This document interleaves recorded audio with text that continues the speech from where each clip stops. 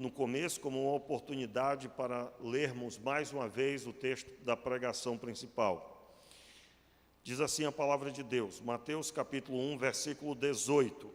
Ora, o nascimento de Jesus Cristo foi assim. Estando Maria, sua mãe, prometida em casamento a José, antes de se unirem, achou-se grávida pelo Espírito Santo. José, seu marido, sendo justo e não querendo difamá-la, resolveu deixá-la secretamente. Projetando ele isso, em sonho, lhe apareceu um anjo do Senhor, dizendo: José, filho de Davi, não temas receber Maria como tua mulher, porque o que nela foi gerado é do Espírito Santo. Ela dará à luz um filho, vamos dizer juntos? Ela dará à luz um filho, e tu lhe porás o nome de Jesus, porque ele salvará o seu povo dos pecados deles. Tudo isso aconteceu para que se cumprisse o que foi dito da parte do Senhor pelos profetas. A virgem engravidará e dará à luz um filho, e o chamarão pelo nome de Emanuel, que quer dizer Deus conosco. José, despertando do sonho, fez como o anjo lhe ordenara e recebeu a sua mulher. Ele, porém, não teve relação com ela até que ela deu à luz um filho, e José lhe pôs o nome de Jesus. Vamos orar? Meu Pai, oramos pedindo que o Senhor nos traga ao coração a realidade sobre este acontecimento, que isso fique latente na nossa vida, para a glória do Teu nome, em nome de Jesus. Amém e amém. Meus irmãos, qual é o verdadeiro Natal em relação à pessoa de Jesus, o Salvador? Como devemos verdadeiramente crer a respeito disso? Nós precisamos primeiro compreender um pouco do que se passa aqui no texto. O texto fala da união de duas pessoas, José e Maria.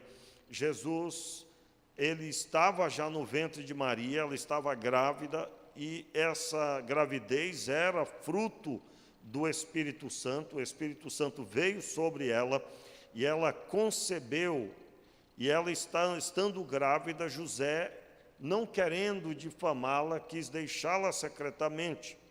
Então o texto declara que o Senhor se revela a ele em um dos seus formatos, que era por sonho. Os irmãos devem se recordar do texto, inúmeros textos que o Senhor já fez isso, manifestou-se na vida de pessoas por meio de visão ou por meio de sonho. Quando houve uma sedição ali em Números capítulo 13, quando fala de Miriam e Arão que se levantaram contra Moisés, o próprio Deus chega para os dois, colocando ordem ali, dizendo que ele estava acostumado a falar por meio de sonho. Era muito comum falar por meio de sonho ou de visão, mas com Moisés falava ele face a face. Aqui, então, nós vemos a manifestação de uma das formas que Deus falava com os seus, por meio de sonho. E então, no sonho, o Senhor diz a José que ele retorne ao convívio com Maria e tome-a como esposa, pois o que ela estava esperando era um filho fruto do Espírito Santo. Então, ele anuncia para ele do que estava para acontecer. A criança iria nascer e ele deveria pôr o nome de Jesus. Eu gostaria de observar com você um detalhe importante. Quando o texto diz, no verso 21, ela dará à luz um filho e tu lhe porás o nome Jesus.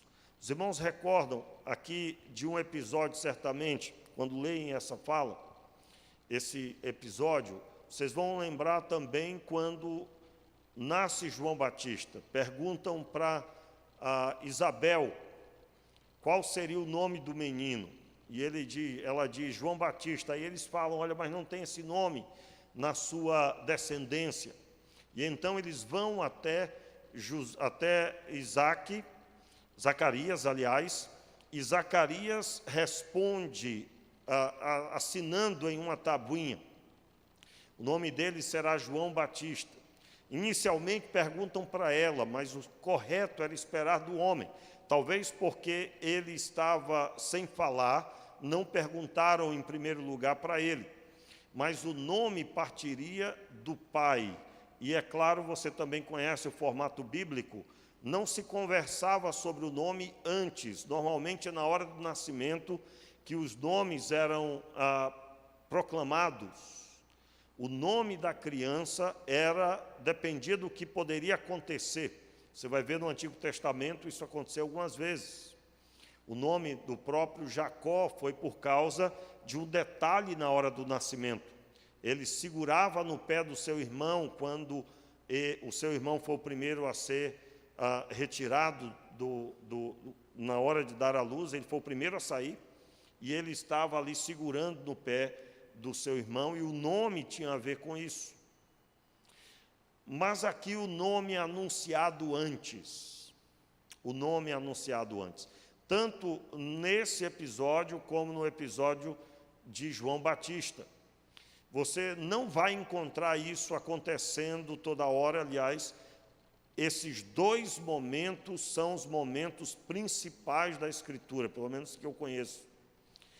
E o nome anunciado antes, porque a relevância da missão de ambos. Um seria o precursor, aquele que anunciaria o Senhor, o Messias, João Batista. E o outro, o Salvador. E aqui o texto claramente declarando, ela dará à luz um filho e tu lhe porás o nome de Jesus. Uma ordem declarada sobre ele, que seria o governador do seu lar.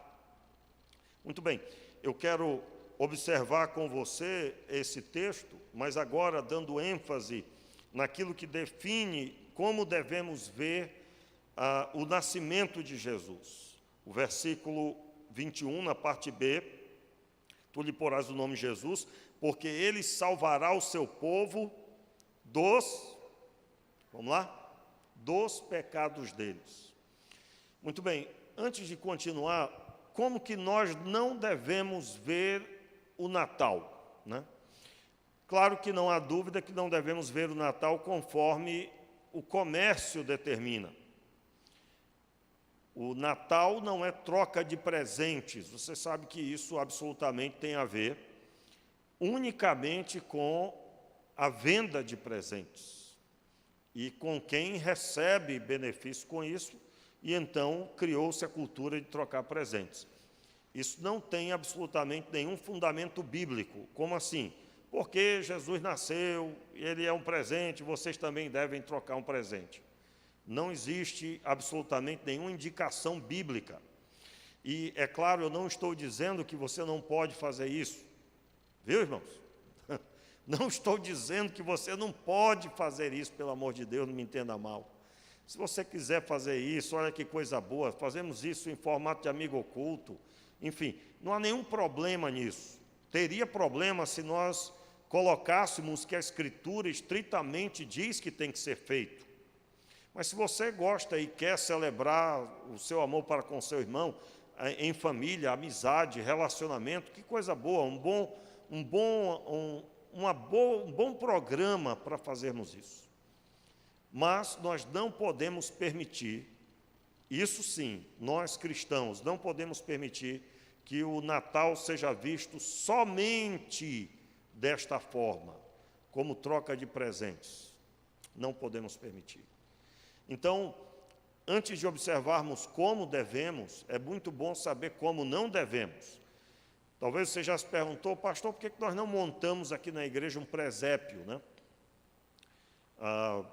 Porque certamente nós iríamos fazer algo muito fora do esquadro do Senhor, Certamente. Por quê? Porque se você for estudar o entendimento sobre o presépio, é um formato de idolatria pelas imagens de escultura que há nele. E aí eu convido você a estudar sobre o assunto. Se você quiser, eu posso te ajudar nisso também. Por isso que nós não fazemos. Como assim? Se você for estudar o entendimento do presépio, aí eu estou falando das religiões que utilizam, né? Há uma impressão clara de que Jesus é paralisado naquela imagem, está preso àquele momento, e é o Cristo que está ali em formato de um bebê. Aliás, até o compartilhar de fotografias, de desenhos, se você vê uma auréola, não sei se você conhece desse nome, né? Sobre a cabeça, um círculo iluminado ao redor, essa é uma origem de uma outra religião que proclama a idolatria. Portanto, é melhor você não utilizar. Irmãos, eu não estou dizendo isso baseado em ninguém que compartilhou, tá? Eu estou falando livre de qualquer pressão, por favor. O pastor, ele não utiliza do púlpito para ficar jogando indireto, eu nunca compreendo dessa forma.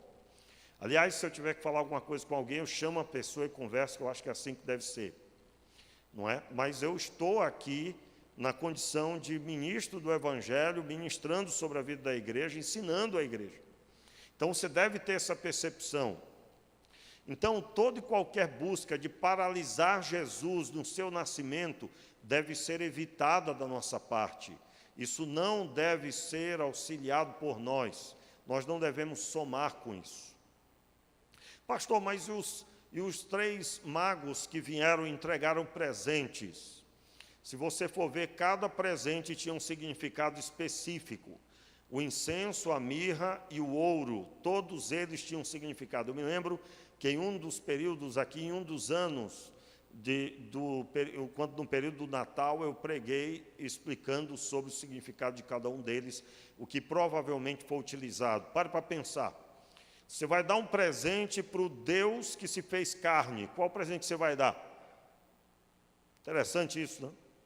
Qual presente que você entregaria? Pois é, os 3 presentes apontam para coisas que estão ligadas ao templo: o incenso, a mirra e o ouro. Os 3 presentes. Os 3 presentes foram inclusos como material primordial para a construção do templo. E, é claro, ali tem todo um significado especial que eu não vou poder falar novamente, mas só uma rápida e breve citação. Então, nós não podemos paralisar Jesus no seu nascimento. Nós devemos falar do seu nascimento, mas sempre apontando para a missão. Qual é a missão, irmãos?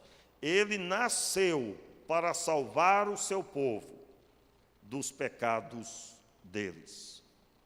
E aí vem uma explicação por que nós não devemos paralisar Jesus. Como assim? Jesus é um bebê que ano após ano está ali daquela forma. Não sei se os irmãos estão me compreendendo e estão me entendendo, mas eu estou falando de ficar ao redor do Cristo nascido sem a ênfase da missão do Cristo. Entenda bem como isso é uma realidade. Por que é que não há detalhes do seu crescimento? Por que é que não há detalhes na Bíblia do período que antecedeu o seu ministério? Mas há todos os detalhes necessários da sua missão que estão nos 4 evangelhos, muito bem claros por meio da pregação, por meio do ensino. Porque no período de preparação de Jesus, que está citado em Lucas 2, versículo 40 até o verso 52, você vai encontrar Jesus crescendo na graça e no conhecimento do Senhor. Você vai encontrar Jesus sendo reconhecido, caindo na graça de Deus e do povo, sendo reconhecido por Deus e pelo povo, conforme está escrito em Lucas 2, versículo 40 até o final, no versículo 52. Você vai encontrar que não há nada de importante para a salvação no período, quando eu digo importante, necessário sabermos.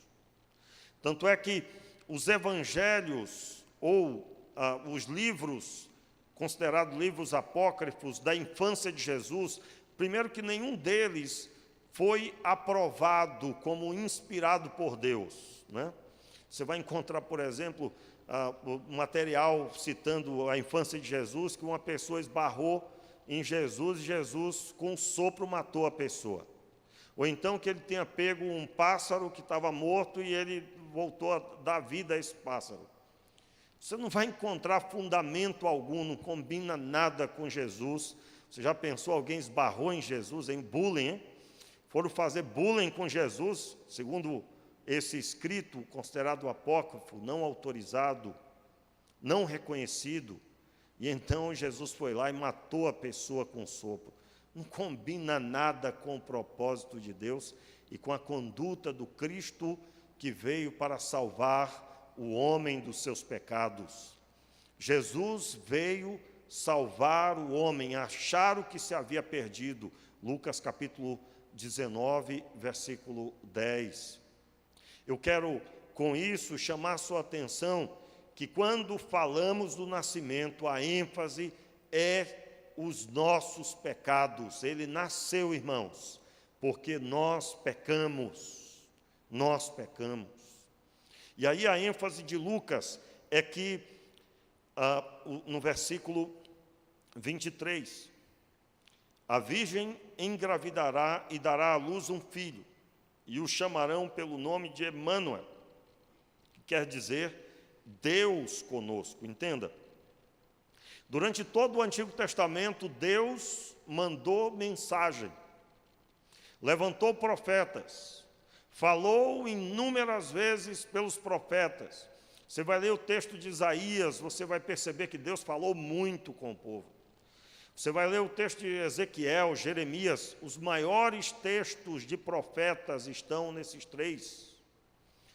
As maiores profecias, tanto é que são livros enormes, textos enormes de palavra de Deus falando a respeito do povo e a respeito do seu pecado e do propósito que ele tem para o povo. Mas agora não, Deus não está usando mais ninguém, meus irmãos. Deus agora se fez carne e habitou entre nós. Ele se fez carne e habitou entre nós. João cita isso de outra forma. Ele cita como o verbo que se fez carne e habitou entre nós. E nós vimos a sua glória, a glória como do unigênito do Pai, cheio de graça e de verdade. Agora, não é mais Deus usando um profeta, não é Deus mandando uma mensagem mais. Mas Deus se fez carne e habitou entre nós. Ele é Deus conosco, entenda bem. O Deus conosco aqui não é um Deus que vai vir e mostrar o seu poder e nos livrar dos pecados por meio do seu poder. Mas é o Deus conosco que vem e assume os meus pecados. Ele veio para quê? Para nos livrar dos nossos pecados. Quando você encontrar alguém dizendo assim, Deus não está nem aí para a terra, olha como é que está a terra. Normalmente alguém olha para o noticiário, né? Olha para uma notícia ruim, para alguém que fez lá uma catástrofe lá, que fez uma coisa muito doída. E a pessoa então diz, olha esse mundo como é que está. Meu irmão, por favor, pregue a palavra. Você vai pregar o quê? Você vai dizer a ele, olha, Deus é tão responsável pelo homem, que ele enviou o seu filho, não para mandar uma mensagem, mas para assumir o que nós merecíamos. Nós merecíamos a morte, e Jesus veio para receber a morte, que era para nós, para mim e para você.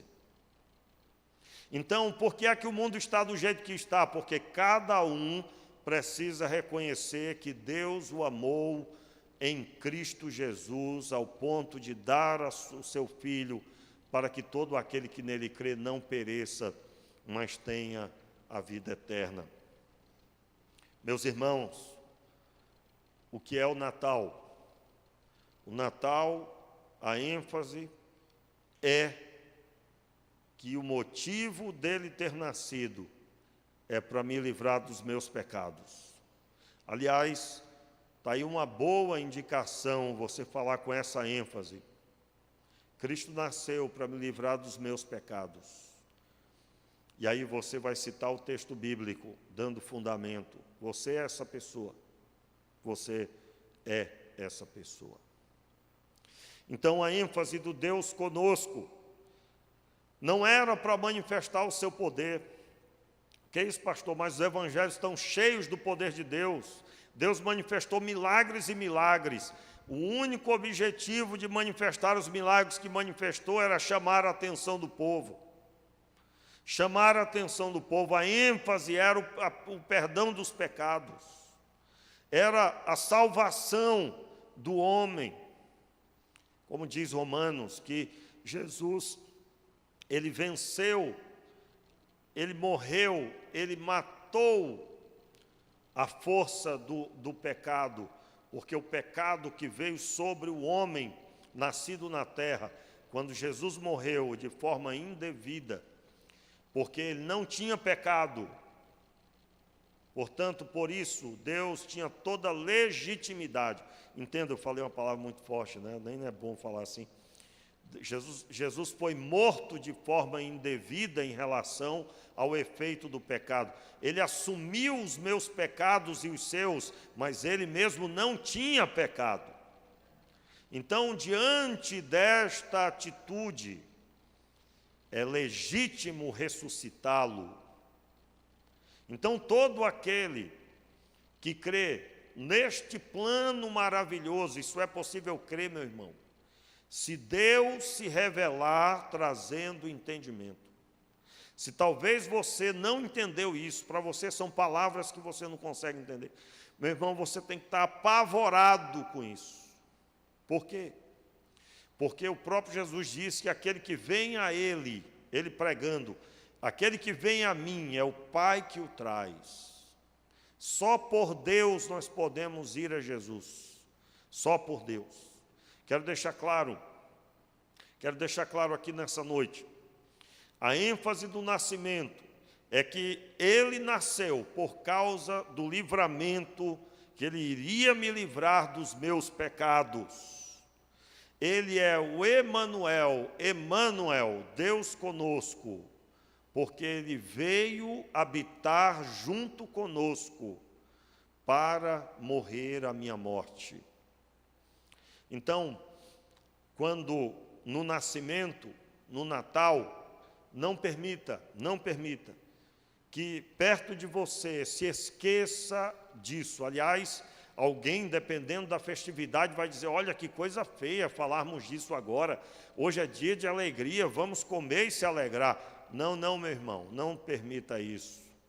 Por isso que ontem à noite, por exemplo, o momento mais interessante lá em casa, o momento mais especial foi nos sentarmos à mesa.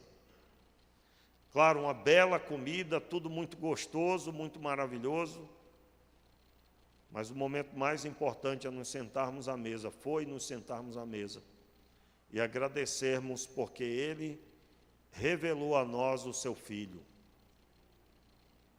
Meus irmãos, nada tem sentido se não for com a revelação do Filho. Quando eu falo a revelação, eu estou falando de que os seus olhos foram abertos, o seu coração, no seu coração, você entendeu o plano de Deus. Se eu perguntasse hoje à noite aqui, você está feliz por ser da igreja ou por ser filho de Deus? Se você ficou em dúvida, você talvez ainda não teve seus olhos abertos. Meus irmãos, nós congregamos em uma igreja local, em uma denominação, que você sabe não consta diante de Deus, os batistas assembleanos, lá não tem placa, meu irmão, não tem. Isso é coisa aqui da terra. Nós vamos nos alegrar com a nossa denominação, com o trabalho, porque enquanto morarmos aqui, em sociedade, nós temos que fazer parte de uma organização e trabalharmos, sim, nessa organização, mas sempre com a bandeira mais alta de que somos Igreja do Senhor, escrita no livro da vida. O nosso nome está escrito com Ele nos céus. Isso é a raiz maravilhosa da árvore. Que você cresça e floresça e dê frutos. O que é que faz com que a obra do Senhor aconteça? Sua relação com Deus, seu relacionamento com Deus. E o seu relacionamento com Deus deve ter sempre em ênfase: eu só estou aqui porque Ele me amou, porque Ele me recebeu, porque eu fui livre dos meus pecados. E Ele se fez Deus conosco. Meus irmãos, como não ficar constrangido com esse Deus tão tremendo e maravilhoso? Por isso que Paulo dizia que o que ele pregava era loucura para os gregos. Por quê? Porque na linguagem dos gregos, os deuses, primeiro que eles não tinham ligação com os homens. Na mitologia, eles não podiam ter ligação. Aliás, você vai encontrar na mitologia deuses, na mitologia grega, irmãos, que deuses que teimaram em ter algum contato com os homens, eles foram punidos pelo Deus-chefe, que no caso lá, o Deus fulano de tal, que ordenava sobre todos. Porque não podia ter contato com os homens. Era uma quebra de uma lei ter contato com os homens. Aí você imagina os gregos ouvindo, olha, o meu Deus, Ele habitou entre nós, e Ele se fez carne. Ele é o Deus conosco. Para o grego, isso é um absurdo, é uma loucura. Mas mediante o poder de Deus que vinha sobre os gregos, e os seus olhos eram abertos, porque eles também eram pecadores. Meus irmãos, quando eu falo os olhos abertos, todos que tiveram uma experiência com Deus aqui já sabem do que eu estou falando. É quando a sua mente se abre, seu coração é tocado, e de forma milagrosa você consegue contemplar a santidade do Cristo. E você sabe que você está todo em pecado, e Ele todo em santidade. E então você descobre a diferença entre Ele e você então se prostra em seu coração, reconhecendo os seus pecados, a sua pequenez, a sua grandiosa destruição de alma. No estalar de dedos isso acontece. Alguns se prostram em lágrimas, outros, eu me lembro de experiência de pessoas que se prostravam, batiam a cabeça no chão. Eu sou um pecador, eu sou um pecador, eu sou um pecador. Meus irmãos, só por Deus isso pode acontecer. Agora, no decorrer da caminhada, eu percebi já que as pessoas que não tiveram essa experiência são pessoas que convivem facilmente com a vida dupla. São pessoas que convivem facilmente com a vida rasa. Como que eu posso viver o Natal genuíno? Por fim, irmãos, o Natal genuíno é o Natal que a sua vida aponta para essa realidade. Jesus nasceu e as pessoas olham para você e dizem, é verdade. É verdade porque sua vida foi transformada, é verdade porque o que você prega é o que você vive, é verdade porque esse Cristo salvou você dos seus pecados. E aí eu estou dizendo que se você é crente, o pecado e fazer parte da igreja é a mesma coisa, você não entendeu. Irmãos, Jesus nasceu para nos salvar dos nossos pecados. Portanto, o pecado não pode ser mais parte da nossa vida. Senão, nós estamos desprezando o que foi feito. Nós podemos até falar com a nossa boca, mas com a nossa vida estamos jogando fora. Então, em nome de Jesus, que o Senhor Deus enche o seu coração com essa palavra, que você busque a Deus com ousadia.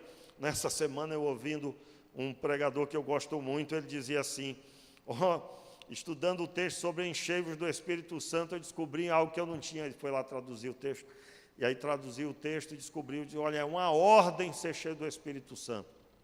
É uma ordem. Aí ele até brincou dizendo, olha, você já viu alguém disciplinado? Disciplinado normalmente é porque pecou, né? Aí ele dizendo, olha, nas nossas igrejas devia as pessoas serem disciplinadas por não serem cheias do Espírito Santo, porque é uma ordem que ele deu.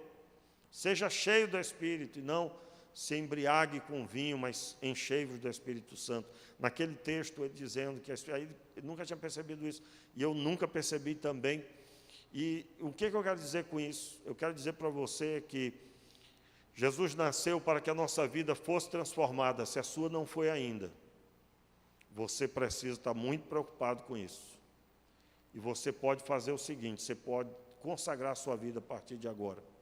E você pode mudar a sua agenda, dizendo, olha, eu vou passar a buscar mais a Deus, vou ler mais a palavra, vou pedir que Deus manifeste na minha vida novidade de vida. Eu preciso ter essa quintura do Espírito Santo, esse fervor do Espírito Santo. Mas é muito simples, basta você conversar com Ele sobre isso. E busque a Deus, faça isso agora. Eu quero convidar toda a igreja a ficar de pé, que nós sejamos, nessa semana, irmãos, graças a Deus nós temos um bom relacionamento com a nossa vizinhança, né? Temos um grande relacionamento aqui com os nossos vizinhos. E essa semana um deles me parou e disse: olha, pastor, nós amamos aqui a igreja, gostamos muito aqui do convívio com vocês. E a pessoa contou uma experiência aqui com a nossa igreja. E eu disse para a pessoa, meu irmão, é para isso que nós estamos aqui. A grande mensagem é essa: a igreja existe por causa das pessoas. Deus ama as pessoas, Deus ama vocês. E a minha oração, eu dizendo para a pessoa, é que isso seja pequeno comparado com o que vai acontecer ainda. Que nós sejamos vistos como pessoas que amam, pessoas que cuidam bem, que tratam bem, que abençoam a vida dos outros. E ali eu ouvi um testemunho assim, que a pessoa, numa hora de grande dificuldade, foi muito ajudada pela igreja aqui. E eu fiquei muito tocado com aquilo, né? E aí chegou outras pessoas também aqui da Redondeza e falaram algo semelhante. Irmãos, é para isso que a igreja existe. A igreja precisa ser instrumento onde ela existe, onde ela está. Só que, quando terminar aqui, você vai passar por aquela porta. E você é a igreja onde você for. Jesus nasceu para transformar as nossas vidas. Quando Ele nos salva dos nossos pecados, Ele nos coloca na luz. E na luz como Ele está, temos paz com Deus, e o sangue do seu Filho nos purifica de todo pecado. Então, feche os seus olhos e agora faça uma oração de consagração. Consagre a sua vida. Como é você com a sua vizinhança? Seu vizinho, o que ele pensa de você? Se ele fosse falar com você alguma coisa, o que ele falaria? Seja instrumento de Deus no seu trabalho, seja instrumento de Deus na sua vizinhança, seja instrumento de Deus na sua família, meu irmão. Meu Pai, nós queremos orar. Nós oramos, Pai, nessa hora pedindo perdão, Senhor. Perdão pelos nossos pecados. Eu oro, Pai, me identificando com meu irmão. Perdoa, Senhor, os nossos pecados. Perdoa todas as vezes que nós invalidamos o nascimento, porque não demos testemunho, não damos o testemunho muitas vezes, porque não temos sido cheios do Espírito Santo, ao ponto de estarmos cheios da Tua presença, quando, Senhor, há situações que somente cheios do Espírito podemos lidar. Há tantas pessoas morrendo, Senhor. Há tantos que não conhecem a fé, meu Pai. Nós te pedimos, Senhor, nos faça, Senhor, servos autênticos, nos faça servos fiéis, que andam, Senhor, vivendo a fé genuinamente. E nós falamos assim, Pai, nos unindo uns aos outros, Senhor, pedindo, transforma todo o corpo, Pai. Que não haja, Senhor, um fraco na fé, não haja uma pessoa desconectada do propósito, mas todo o corpo seja sarado, vivo e muito ativo para a glória do Senhor. Nós te pedimos, Senhor,